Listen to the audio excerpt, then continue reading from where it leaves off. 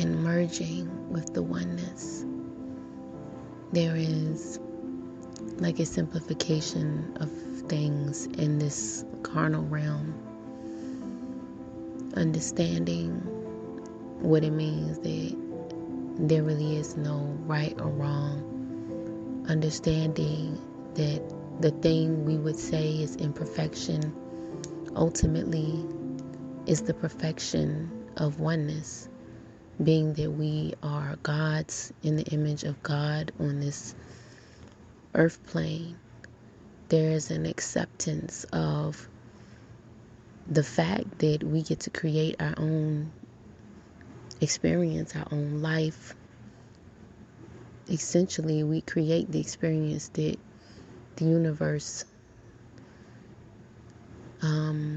delegates, or not delegates, the universe puts together.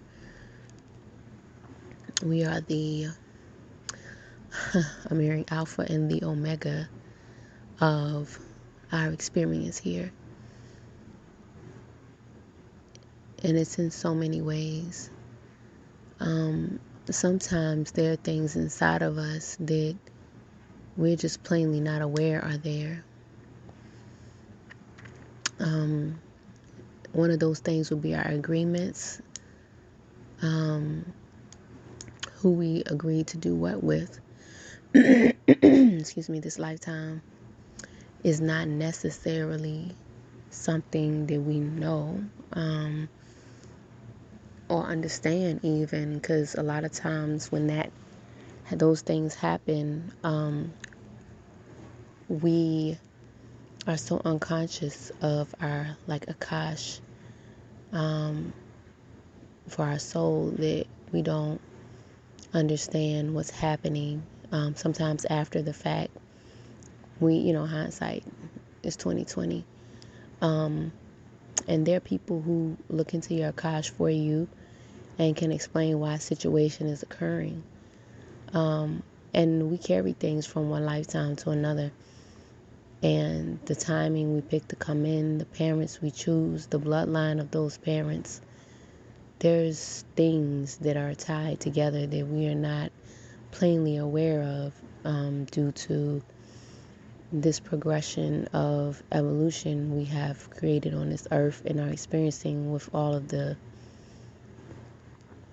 parties involved. And so being able to understand your akash, go into your akash, ask about what is it that this is a reflection of, or an assignment or experience of, is understanding the incarnation as a human better. I'm hearing have gratitude for this. Have gratitude for this. Have gratitude for the human experience that you accepted before arriving. Have gratitude for the experience that it's providing. You won't get this experience anywhere else. Earth is special for the experiences that you experience here. There's not places like Earth. There's places similar to Earth, but they're not like Earth.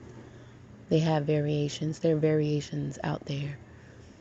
And I feel like that's like scattered amongst the universes, the way it's being shown to me.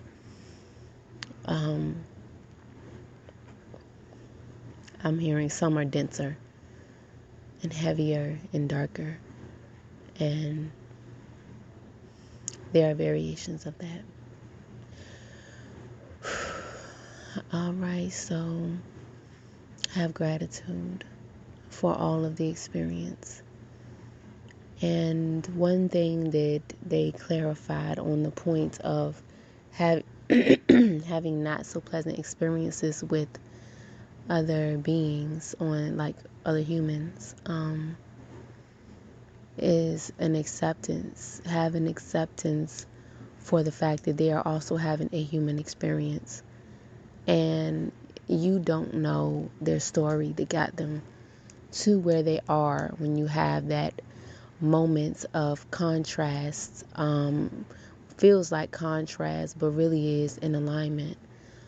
You don't know that whole story, in your head. Parts of you know it, but your experience of it as a human and the way we are taught to look at our experiences do not support our evolution in the way of understanding. It supports our evolution in the form of the contrast that we experience. Like when someone says they had a negative experience,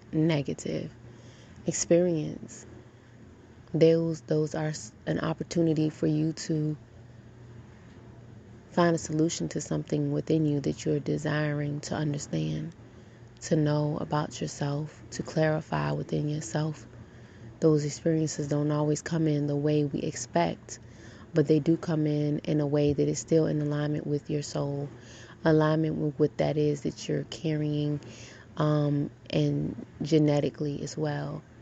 What is in your cellular memory, if you could say, that within yourself from your experiences and also from those of your bloodline that you agreed to come in to experience, to understand. And what I'm understanding right now is there is a goal of expansion. There is a goal of evolution that is written into the human experience. It's not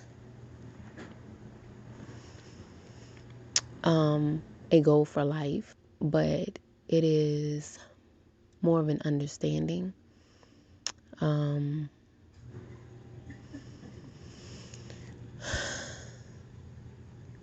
It's understanding that just like you plant a seed and it grows into the fruiting and the flowering stages, that is the natural evolution of that seedling. And we, in our own way, are like the plants, always looking to flower, to fruit. And it's a natural desire to do so, to experience self. And that is what is being said. To experience yourself is the so-called evolution of self. To experience yourself is to just come to understand that incarnation and what it's offering for your being. It's not, I said it was a goal, but it's just naturally who we are without intrusion. Intrusion is the word. Without intrusion.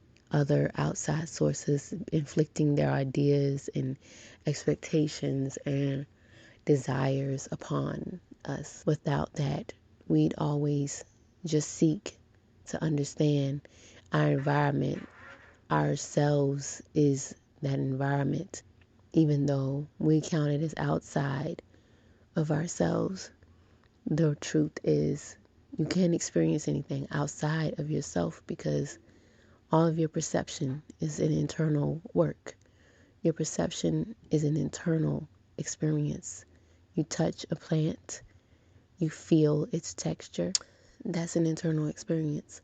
That's an energetic experience. Your nervous system is an energetic reference, and it refers information throughout your body.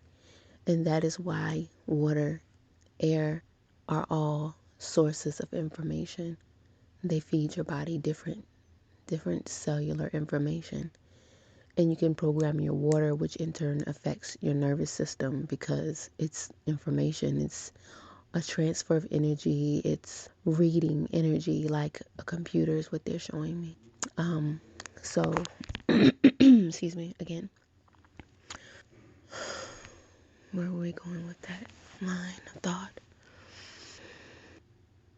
So, it's about understanding, accepting that we're all having our own human experience and that no one is doing something to you because we have to be accountable for our own energetic reference. Okay, our own creations in this life.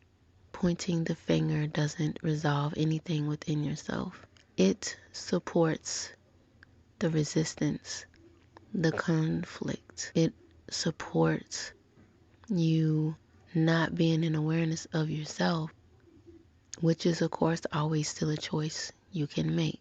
No one has to make any particular choice because it's your choice. You are the God of this plane, the creator. I'm hearing the creator entrusted you with your own experience. Wow. 11:33, 9:55. The creator entrusted you with your own experience. I'm hearing the creator doesn't interject. And we agree to the oneness of all things in this incarnation. The connectedness with other beings, the experience of it, our connectedness with nature, with items. Then I'm hearing the things we love, loving flowers, loving leather, loving the smell of something new. We accepted those experiences and that connection that we have with those things. But it's no more real than we desire it to be. If we become attached to it, it feels very real. And you can experience loss from attachment, because that's what that story is. Attachment and loss go hand in hand. They're different extremes on the same scale. And they're showing me like pain. When you go in the doctor's office and they ask you what's your level of pain, 1 to 10, and they have the chart with the happy face and the sad face. All of it is emotions, but they're different extremes. And then we mark them as different, but they're really all just emotions. And the value we put on that sadness versus that happiness is our own marker. We make the marker to say, this is unacceptable or this is acceptable. We make that mark. We put the indicator in place. And now they're showing me, but what is life without an indicator? What is life without an indicator? Freedom to experience. Freedom to be. Freedom to be okay with yourself. Whatever that is that day, that is freedom. No indicator. Then it's just all just experience. And you don't have to be so attached. You don't have to be so moved and touched by everything that is being impressed upon you. It's not impressed, it's another word. It's like influenced. I said it earlier. Interjected into your mental space, into your vibration by other beings and other entities that are here on this earth.